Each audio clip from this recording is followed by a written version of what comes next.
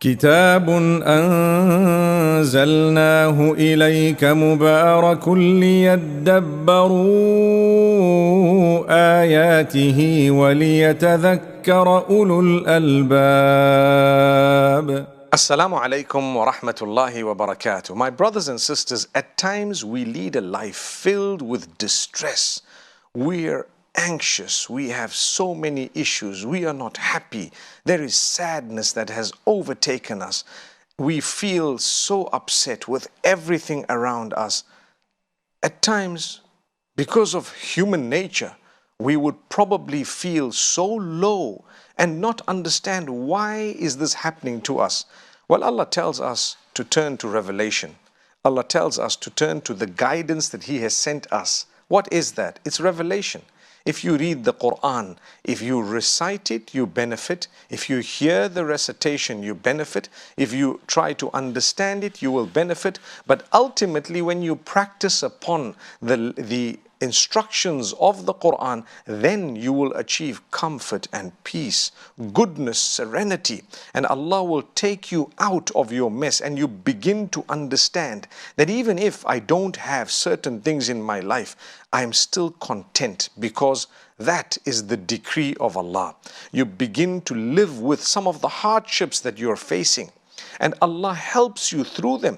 You understand and realize the reward that Allah has kept in the patience that you've been made to endure by the will of Allah. Many things are not in our hands. Some things Allah has allowed them to a limited level to be within our hands. So I am sitting and talking to you. It's because Allah has allowed it to happen. If He wants, He can block it. But then I made an effort within the boundaries of the energies and capacity given to me by the same Allah. So Allah Almighty speaks about why sometimes people are so narrow in their lives, and it's been narrowed so badly that they feel that that's the end and that's it. So before I even get to this verse, let me mention that this could happen to good people. It could happen to bad people. It could happen to anyone that they're sad. To be sad is not something that would depict lack of faith, but at times it goes beyond a certain point. So your faith and conviction would remedy your sadness to a degree. But it does not necessarily mean that you didn't have faith or conviction. That is why you are sad. Here Allah Almighty in verse number 124 of Surah Taha, He speaks about people who turn away from revelation. People who don't want to reconnect. People who don't want to take heed. وَمَنْ أَعْرَضَ عَنْ ذِكْرِي فَإِنَّ لَهُ مَعِيشَةً ضَنْكًا. The one who turns away from revelation, from my reminders, will have a life that will be dank. You know, dank is a narrow, sad, depressed, very, very upsetting life. Even though you have everything on earth, it's non-fulfilled.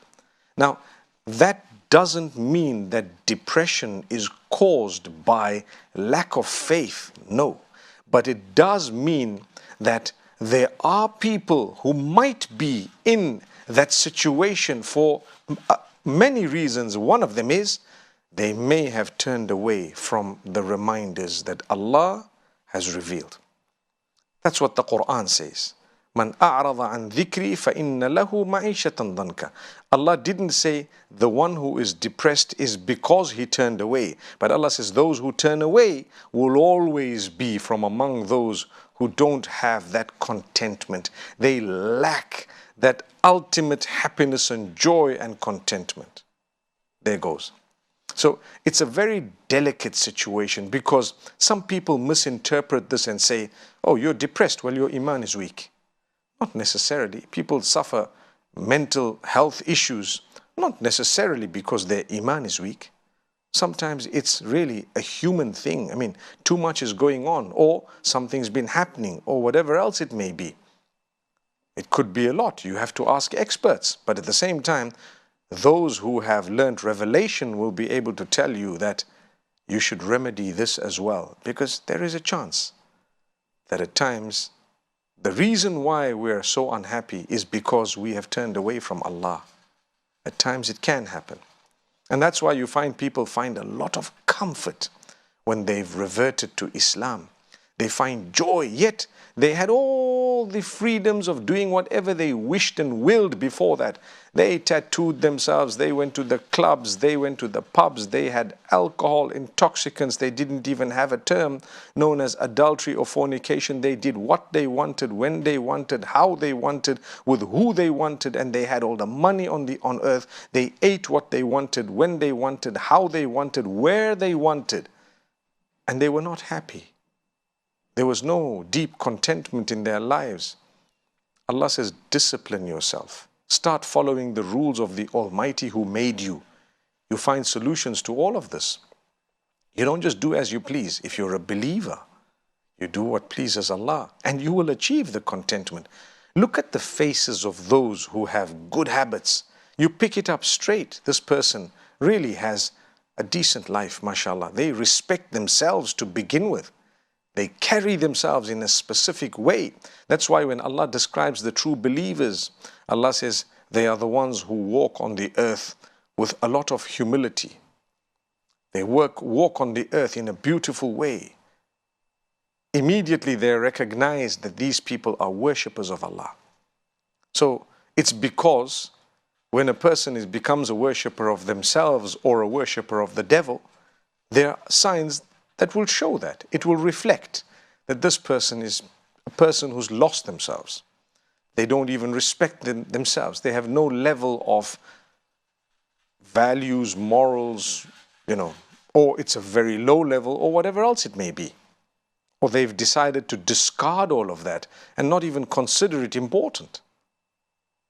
They might claim that, you know what, it's my choice, perhaps from a secular perspective, like we've said in the past. But if you call yourself a believer, and if you say, I believe in revelation, well then, that would mean you have put revelation in front, like what we've done. May Allah Almighty grant us true belief and make us true submitters.